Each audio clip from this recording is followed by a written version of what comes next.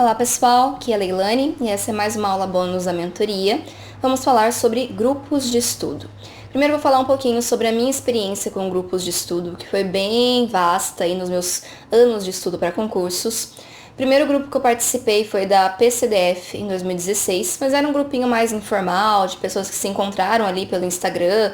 Realmente eram os únicos concurseiros que tinham redes sociais também direcionadas a concurso. Foi o pessoal que se achou basicamente na época, que não existia muita gente estudando para o concurso de perito, né, no Instagram. Então não tinha nenhum cronograma, um planejamento, nem nada do tipo, mas foi muito útil para começar, para dar esse start, para me inteirar sobre os procedimentos de concursos, me inteirar sobre quais materiais os outros colegas usavam. E na época também isso foi uma grande descoberta, porque eu usava um material de uma empresa, que eu não vou citar nomes, que tinha muitos erros, e eu achava que aquilo era o que tinha para estudar para concursos. E aí eu fiquei sabendo de outras empresas, né, por meio desse grupo, e foi assim, meu Deus, olha esse material, esse PDF, que maravilhoso.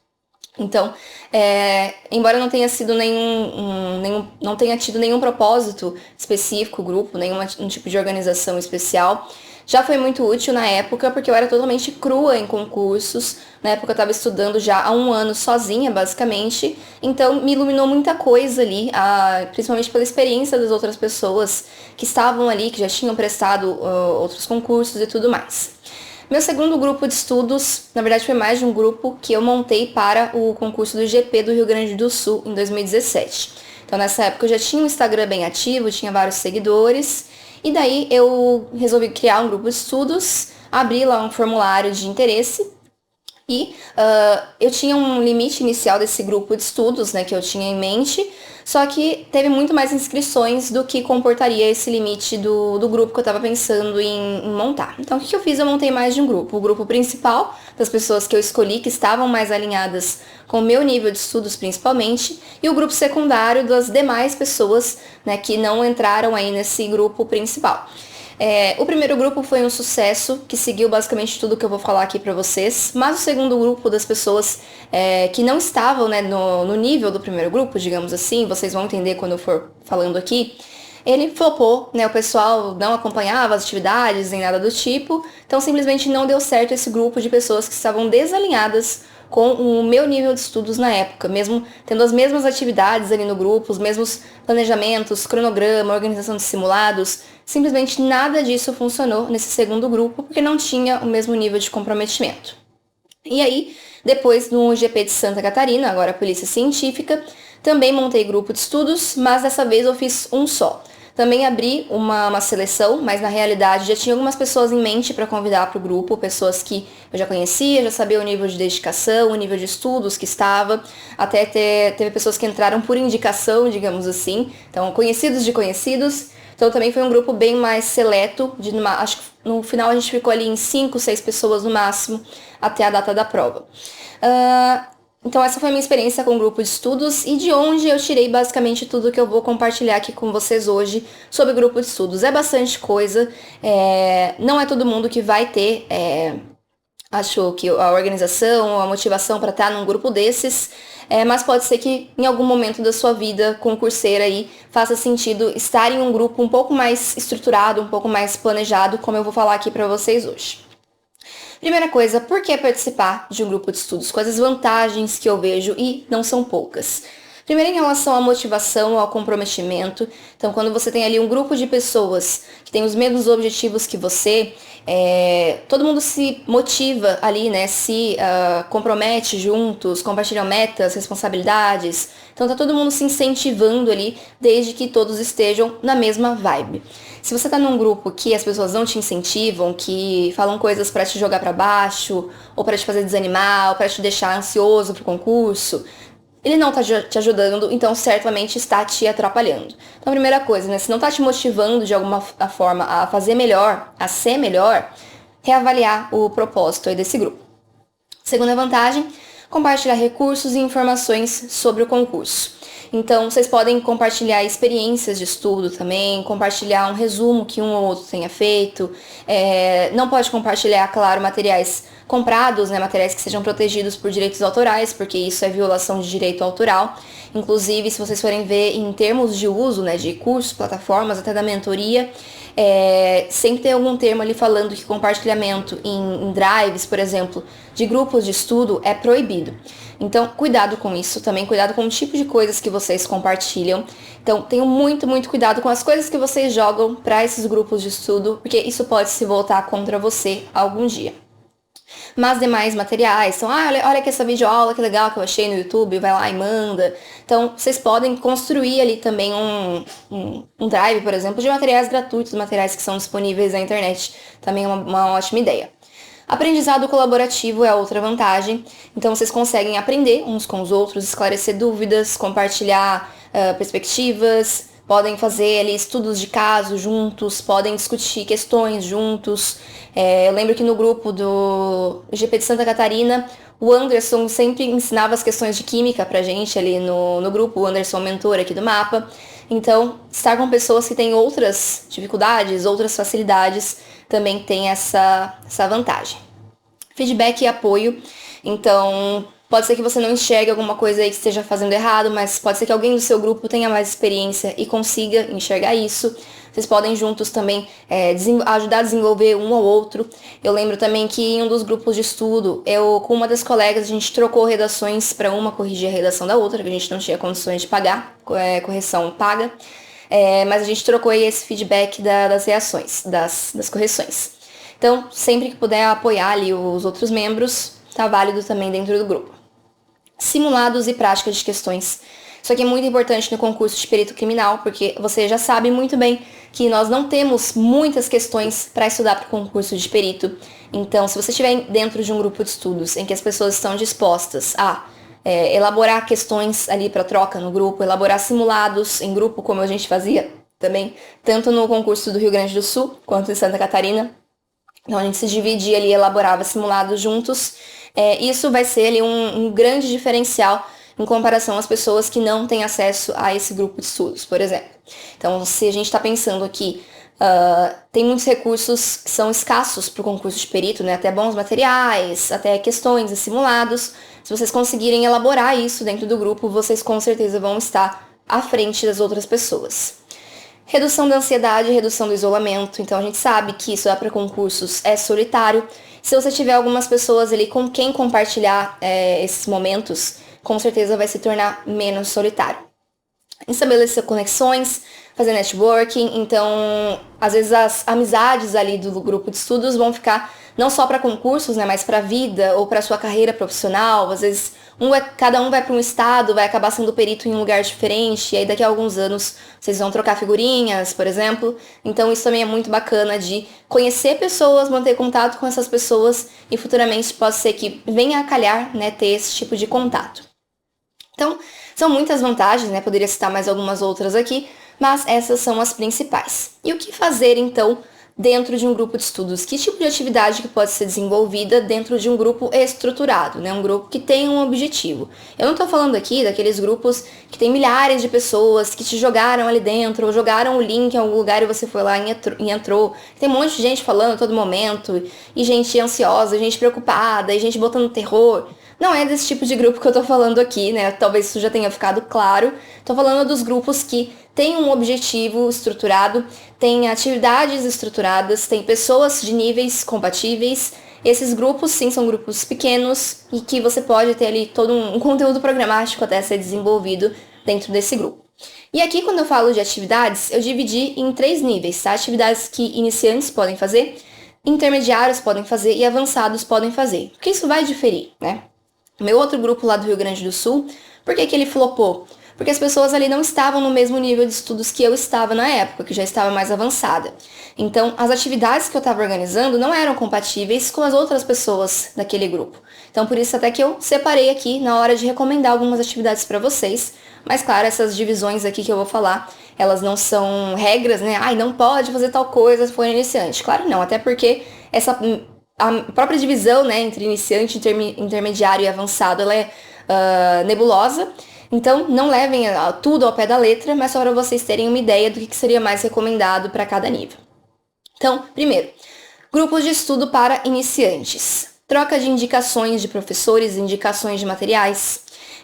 explicar, discutir alguns pontos básicos dos editais, dos conteúdos programáticos. O que é esse tópico aqui? Que matéria que é esse tópico aqui? Eu não entendi. O que abrange esse outro tópico? Coisas mais básicas ali do edital, de interpretação do edital. Troca de relatos sobre métodos e técnicas de estudo, alguma coisa que talvez essa pessoa já tenha tentado ali, viu que não estava dando muito certo. Troca de experiências e dicas para lidar com a ansiedade e a insegurança que é comum aos iniciantes. Então, se tiver alguém mais avançado ali no grupo, pode ser que já tenha aí a acrescentar, né? Como que eu lidei para controlar a ansiedade ao longo dos meus estudos e tudo mais. Motivação mútua, com certeza, né? O pessoal que está iniciando precisa muito disso, né? Do apoio, da motivação, de traçar metas junto com outras pessoas, de ter alguém cobrando ali. Então, isso pode ajudar muito o iniciante que ainda não adquiriu o hábito de estudos. Desenvolvimento da constância.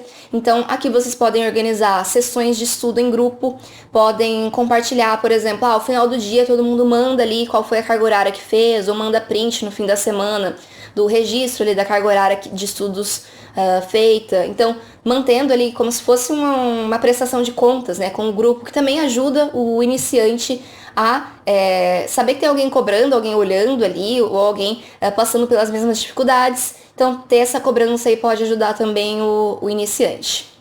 Podem também tentar descontos para compras em grupo. Então, isso aqui é diferente de pirataria, tá? Que é compra em grupo. Por exemplo, você forma um grupinho ali de você e mais 4 pessoas, 5 pessoas no total. E daí vocês vão lá e entram em contato com um cursinho, com uma editora, falam, olha, nós somos em 5, todo mundo quer comprar o seu material. Se os 5 comprarem, tem desconto? E aí vocês fazem aí esse combo, né, de compras a um preço menor. Então eu sei que vários cursos e tudo mais, eles topam, né, quando tem esse tipo de sugestão. Então também vale caso vocês queiram comprar todo mundo aí um material específico. Grupos de estudo para intermediários. Além das atividades de iniciantes, que pode ser que alguma outra seja útil aqui também, o que mais que o intermediário pode fazer? Explicar e discutir as matérias do edital. Então, cada um ensina para o outro o que mais domina.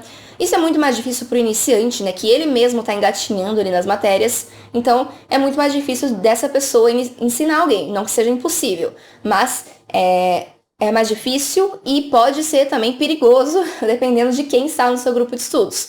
Às vezes aprendeu alguma coisa errada ali, não passou da maneira correta, perdeu alguma informação importante ali no meio. Então, de intermediário a avançado, ok, a pessoa já passou ali pelaquela matéria mais de uma vez, já está dominando mais e já se sente confiante e segura, né, para passar essas coisas para outras pessoas. Iniciante, tomar um pouquinho de cuidado com isso, de um ensina o outro, porque às vezes se você quer aprender com alguém que também não sabe, que tem as mesmas dificuldades com você, pode ser que não dê certo, tá? Cuidado com isso. Outras atividades para intermediários. Revisões temáticas. Então, vocês podem organizar, por exemplo, essa semana a gente vai revisar tal matéria e se dividam ali, cada um pega uma parte da matéria e monta uma apresentação, por exemplo, resumindo os principais pontos dessa matéria para o pessoal do grupo. Então, cada semana focado num conjunto de tópicos específicos e todo mundo se divide entre esses tópicos. E discutem em grupo, aprofunda-se por caso, resolvem questões e tal. Atividades focadas em aprofundar o conhecimento nas matérias e aprimorar técnicas de estudo. Então pode ir lá discutir o conteúdo de um livro, um estudo de caso. Então coisas mais avançadas mesmo, pensando em dominar mais um ou outro tópico do edital. Discutir e analisar questões de concursos anteriores e simulados. Então, às vezes, uma questão casca de banana ali, o pessoal bota no grupo, discute. Discute algum simulado ali que o cursinho tenha feito, correção juntos ali de um simulado. Então, tudo isso também que envolve as matérias em si, resolução de questões, alguma aula específica, os intermediários já conseguem fazer tranquilamente. E também já conseguem também elaborar um cronograma a ser seguido pelo grupo. Eu fiz isso desde o concurso do Rio Grande do Sul, fiz também para Santa Catarina. Eu organizei um cronograma que todo mundo tentava seguir ali. Essa semana a gente vai estudar tais tópicos, na outra semana tais tópicos. Então isso também pode ser organizado também nos grupos de intermediários. Para iniciantes, como eu já falei, isso também tende a ser bem mais difícil, que cada um tá num ritmo diferente ainda, né? Tá engatinhando nos estudos, não tem aquela tração ainda, né? De pegar e estudar o que tem para ser feito, né?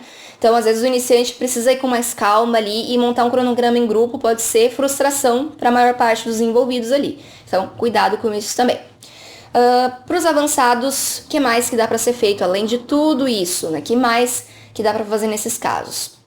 Compartilhar resumos próprios, claro, desde que tenham sido feitos com as suas informações, né, suas palavras, tudo mais, não sejam cópias de outros materiais, que eu já falei que isso seria configurado como pirataria. Então, às vezes, sei lá, num tema ali de material muito escasso, não estão achando materiais, mas um de vocês pegou um livro ali bacana, fez um resumo massa, colocou ali uns esquemas e tudo mais. Vocês podem compartilhar esse tipo de material, sim.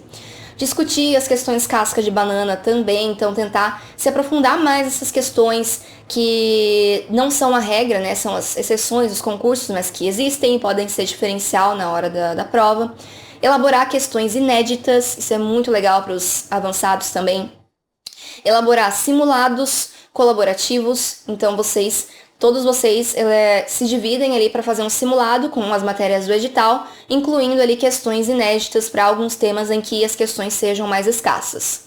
Elaborar temas inéditos para discursivas, muito legal também. Então, cada um elabora um tema, faz ali um espelho de correção também com o que tem que ter no tema. Então, vejam, essas últimas aqui, né? As questões inéditas, os simulados, os temas inéditos para discursivas. Não é todo mundo, o iniciante, por exemplo, ele não vai ter condições basicamente de elaborar esse tipo de recurso, ou pode ser que até tenha, mas demore muito e fique para trás. Então, muito cuidado com o tipo de atividade que você vai selecionar para o seu grupo, ele tem que estar compatível com o nível de todo mundo ali, para que ninguém se sinta para trás, só correndo atrás e nunca colaborando. Então, também cuidado, atenção com essas questões aqui. E podem fazer também os avançados análises de banca. Então também é um ponto aqui em que o avançado ele pode se diferenciar. A análise da banca, pegar as especificidades, cada detalhe ali das questões, o que a banca tal costuma cobrar mais, o que é bom prestar mais atenção. Então isso o pessoal mais avançado já tem condições de fazer ali dentro do grupo de estudos. Podem abrir uma sessão, né, colaborativa para fazer a análise da banca, cada um pega uma matéria e assim por diante. Além dessas atividades que eu recomendo para cada um dos níveis de estudo, recomendações gerais aqui para qualquer um desses grupos, né? Seja iniciante, seja intermediário ou avançado.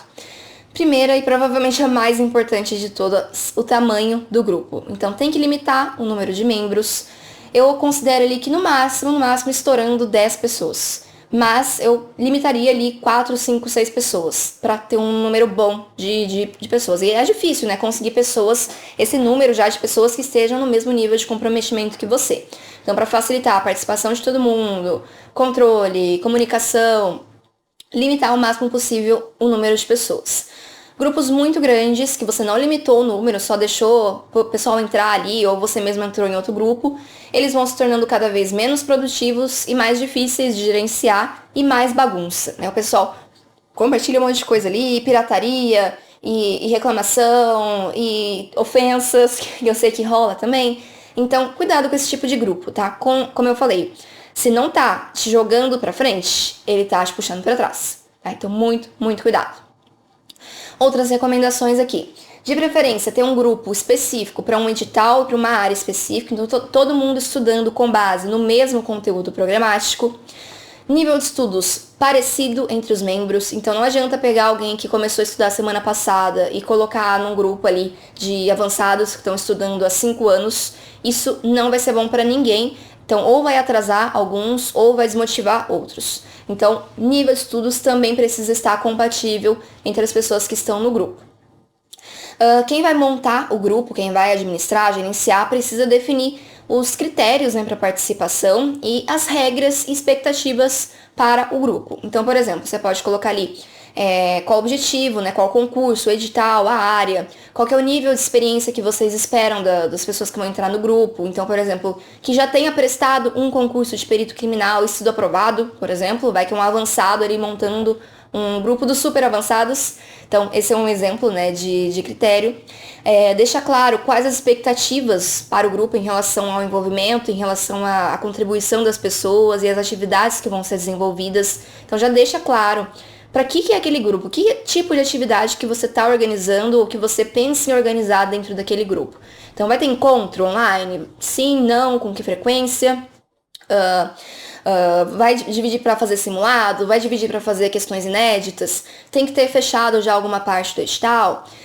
Definir também o que vai acontecer se a pessoa não cumprir essas regras. Porque isso aqui, ó, gente, definam isso antes para não depois causar climão. Então, às vezes você coloca ali um amigo seu no grupo e o amigo não segue as regras, não colabora e tudo mais. Então tem que ter isso claro desde o início para que, se a pessoa não seguiu as regras, ela vai sair do grupo e a amizade fica ok. Então deixa ali. Quem não participar das atividades depois de tanto tempo, o que acontece? Sai do grupo? É removido? Quais são os motivos, né, as regras para ser removido do grupo? Então, se tudo isso está claro desde o início, o que é combinado não é caro, né? Então, para não criar nenhuma situação chata depois, já deixa isso claro desde o início. Quem entra aceita os termos de uso. Então, isso é muito útil ao longo do tempo, porque naturalmente as pessoas vão se desalinhando, vão vendo que não é aquilo que elas querem, ou não estão nesse nível mesmo, e elas saem do grupo, mas desde que essa saída seja já prevista anteriormente, não tem problema nenhum. E outra coisa legal a ser definida também é se vocês vão fixar esse número de pessoas, esse grupinho, ou se vão deixar o grupo aberto para que outras pessoas entrem ao longo do tempo. Isso também pode ser definido. Formando o grupo, então, você vai dividir as responsabilidades com outras pessoas. Então, quais as atividades, como que vocês vão fazer os encontros, quem vai ser responsável pelo quê. Isso também é legal que seja definido quanto antes, porque também, né, para que essa divisão de atividades seja mais ou menos igualitária, a menos que você realmente queira fazer tudo, encabece tudo e faça tudo sozinho, como eu já fiz para outros grupos anteriormente. Mas isso é legal de definir também, ou logo no início do grupo, para que também não haja climão ou que uma pessoa não faça nada, né, em comparação aos outros. Eu recomendo que vocês tenham um cronograma semanal, ou quinzenal, ou mensal de atividades, mesmo que seja simples, não precisa ser nada detalhado, não precisa ser como eu fazia, né? Colocava ali exatamente o tópico que ia ser estudado e tudo mais. Alguém tem que sempre liderar, encabeçar e fazer essa organização. Se alguém não faz isso, o grupo morre, tá? Acreditem em mim. Então, se alguém puder fazer essa organização ali, atividades pensadas pro grupo e começar a distribuir prazos e tudo mais, porque às vezes se não tem alguém encabeçando ali também, as pessoas, elas ficam perdidas e simplesmente não fazem. Então, também é legal ter uma espécie de cronograma ali de atividades. Se você acontecer de você fazer uma seleção, né? Tipo, tem muita gente interessada no grupo e eu só vou aceitar 5 pessoas. Nesse caso, o que eu recomendo é que você selecione pessoas de diferentes formações, habilidades, diferentes conhecimentos, que isso pode enriquecer ali a experiência do grupo como um todo. Então, por exemplo, no grupo de Santa Catarina tinha farmacêutico, tinha biomédico, tinha biólogo e tinha químico. Então, claro, cada um ali tinha uma expertise diferente e isso agregou muito no nosso grupo. E cuidado aqui, né, nos critérios de seleção, né, caso você venha assim, a se deparar com essa situação, a amizade normalmente não é o melhor critério de seleção, tá? Então, às vezes você tem aquele amigo seu que você ama, que vai prestar o concurso também, mas que ele não tá no mesmo nível que você. Então não adianta colocar ele ali no grupo só pra ver se vai, né, se ajuda ele, porque pode ter o efeito oposto, como eu já falei, você pode desmotivar essa pessoa. Então, a meu exemplo, né, quando eu estudei para o concurso do Paraná, e eu fazia faculdade lá na época, vários amigos meus da faculdade resolveram prestar o concurso também. Se eu tivesse organizado um grupo de estudos com eles, provavelmente teria desanimado a galera ainda mais. Eles já não estavam, assim, muito dedicados ao concurso, mas teria sido pior, porque eles estavam iniciando, estavam engatinhando nos estudos e eu estava ali já com quase 2 anos de estudos. Então, esses meus amigos da faculdade, eu não formei nenhum tipo de grupo de estudos para o concurso com eles. A gente estudou totalmente separado. Só assim, nas vésperas da prova, eu passava, olha, lembra de estudar isso aqui, porque isso aqui é importante, não vai pra prova sem saber isso. Dava umas dicas, assim, na amizade mesmo, mas nada a ver com um grupo de estudos. Então, cuidado com isso, que amizade, só amizade não é o melhor critério de seleção para as pessoas que estão no seu grupo. É interessante também, quando vocês definirem as regras do pessoal que vai entrar nos grupos, esclarecer sobre o compartilhamento de materiais de terceiros, né? A questão da violação de direitos autorais. Como eu falei, né? Até ter um drive com, sei lá, PDF de cursinho, com videoaula de cursinho, e isso se enquadra, né, na violação de direitos autorais. E nem todo mundo sabe disso. Tem gente que acha que só se você tiver um intuito de lucro, né, que configura. Mas não. Na verdade, quem tem um intuito de lucro é aumentado a pena, né, um tipo penal diferente. Mas se não tem, se é só um compartilhamento gratuito, tipo, você mandou para outra pessoa, também configura crime, tá lá no direito penal, violação de direito autoral. Então, é legal já deixar isso claro, que esse tipo de conduta não vai ser permitida dentro do grupo, para que você não incorra a erro, né? E também não seja punido pelas ações de outras pessoas. Vou contar um caso também que aconteceu recentemente, até uma aluna nossa veio avisar, que uma pessoa dona de um grupo de estudos no Telegram foi processada por permitir o compartilhamento de notas de corte do Olho na Vaga dentro desse grupo. Então, não sei se todo mundo aqui já usou o Olho na Vaga, mas é um ranking lá que você coloca suas notas, e se você pagar ali uma assinatura, você consegue ver a sua estimativa de classificação e a possível nota de corte do seu concurso. E é um acesso pago, né, a esse recurso. E o que aconteceu? Algumas pessoas estavam pagando por isso e compartilhando essa informação, qual que era a nota de corte, dentro de grupos de estudo do Telegram. E aí veio ali uma ação judicial para o dono do grupo, que permitiu esse tipo de conduta ali no grupo, do grupo de estudos para concursos, sendo que não era nem ele que tinha compartilhado, mas ele foi cúmplice, digamos assim, do compartilhamento. Então, todo mundo do grupo pode responder pelas ações de uma só pessoa. Olha que coisa relevante, né, de se esclarecer antes de aceitar qualquer pessoa no seu grupo de estudos. Então, só compartilhem coisas que forem de autoria própria e deixem claro isso nas regras, nos termos, sei lá, no acordo de vocês, que isso não pode acontecer, até para não prejudicar ninguém futuramente, e claro, porque não é o tipo de conduta que é compatível com a de um futuro servidor público. Então, deixem isso claro para não ser penalizado depois pelos erros dos outros. E também outra dica geral aqui é limitar a sua própria participação no grupo. Então, não pode deixar que o grupo seja mais um dreno do seu tempo. Então, dentro da sua organização da semana, você vai ter que bloquear ali qual o tempo máximo que você vai se dedicar a esse grupo de estudos. E até para isso é útil ter aquele cronograma de atividades lá. Se você tem, por exemplo, 1 hora de estudos por dia, não dá para querer participar de um grupo que vai ter atividades que vão te tomar quase todo o seu tempo de estudos. O grupo de estudos é para ser um complemento, uma coisa a mais nos seus estudos, não é para tomar todo o seu tempo de estudos. Até por isso, o grupo tem que estar alinhado ali com a sua disponibilidade de tempo, seus objetivos, suas preferências. Então, às vezes, um grupo de pessoas que estudam em tempo integral vai ter atividades e objetivos diferentes de um grupo de pessoas que trabalha e estuda. Só um exemplo.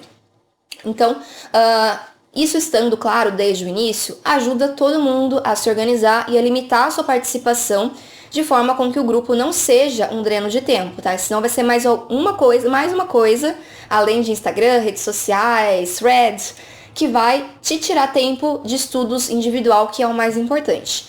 Então, limite também sua participação, limite o tempo que você vai dedicar e escolha bem os grupos dos quais você vai participar para não ficar ali o dia todo respondendo mensagem de grupo e não estudando de verdade, tá? Outras coisas aqui que eu quero dar algumas dicas finais então para vocês. Como que eu monto esses grupos? Onde que eu encontro concurseiros para os grupos de estudo? Vocês, a mentoria, tem o recurso do chat de alunos, então até ex-alunos estão ali dentro do chat. Então vocês podem encontrar pessoas também estudando para os mesmos editais, as mesmas áreas. Façam pesquisas, conversem com as pessoas ali, vejam quem está interessado, nível de estudos. Então esse networking está facilitado para vocês agora por conta do chat de alunos. Temos também o fórum, dentro do nosso site tem ali uma abinha escrito fórum, que também é aberto para todas as pessoas poderem ir lá e colocar ali uma conversa. Procuro pessoas para grupo de estudos, para atividades tal. Também pode ser um recurso que vocês podem utilizar. Facebook, vocês também têm, por exemplo, grupos maiores lá que vocês podem procurar outras pessoas. Só que esses grupos ali do Facebook, eles costumam ser bem bagunçados. Eu usaria só para achar as pessoas e não para usar o grupo de estudos em si. Então, cuidado para usar o Facebook para estudar. Às vezes você tá ali no grupo de estudos do Facebook, aí vem uma notificação, ou tem muita gente, a qualidade do grupo você não controla, qualquer um entra no grupo, então cuidado com esses grupos de Facebook.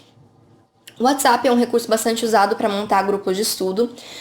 Os prós: comunicação rápida, o pessoal vê o WhatsApp toda hora, né? Compartilhar arquivos ali é fácil, compartilhar links é fácil. É bem fácil usar o WhatsApp para grupos pequenos. Contras do WhatsApp: você pode perder informações ali no meio de um monte de mensagem, é um pouquinho mais difícil de achar coisas, né, no Instagram.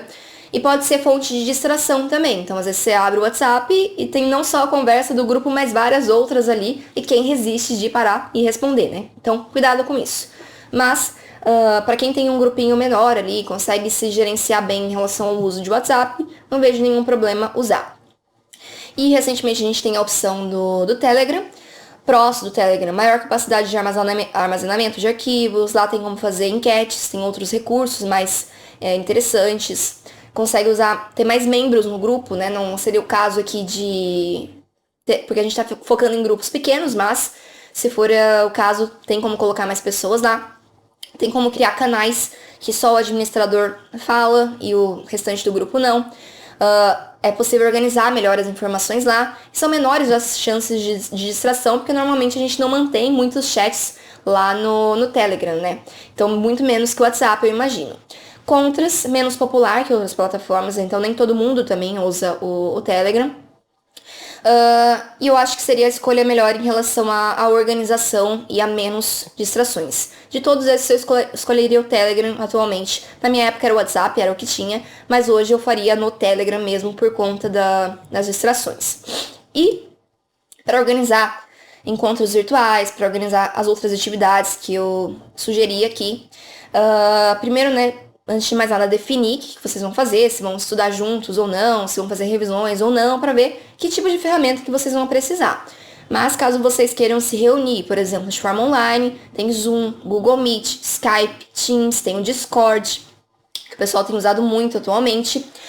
E para montar simulados, o que eu indico é o Google Forms. O Google Formulários, ele funciona muito bem, porque todo mundo consegue colaborar ali e fazer as edições e jogar suas próprias questões. E no Google Forms, você tem como criar um teste, né, depois, e aí todo mundo responde, como se fosse a prova mesmo, e esse teste gera um ranking, né, uma pontuação e um ranking depois. Então, o Google Formulários é bem útil para isso. Então, seriam essas as dicas que eu tenho para passar sobre grupos de estudo. Ficou um pouquinho longa a aula, eu sei, mas a gente já previa isso, né? Tanto que era uma aula que era para ser... Esse conteúdo era para ser dado numa mentoria. A gente acabou se estendendo já no tema inicial da mentoria, com as dúvidas e tudo mais. E a votação foi unânime no dia para que esse conteúdo aqui fosse gravado depois e disponibilizado no canal de alunos, né? Na consultoria. Então, aqui está o conteúdo. Qualquer dúvida, mandem lá no chat, né? Deem a opinião de vocês sobre grupos de estudo. Mas quem procurar esse recurso, tenho certeza que, seguindo essas dicas aqui, vai ter grandes chances de ter um bom aproveitamento do grupo de estudos. Espero que tenham gostado, pessoal. E qualquer dúvida, mandem lá no chat dúvidas ou considerações sobre essa aula aqui. E até mais. Tchau!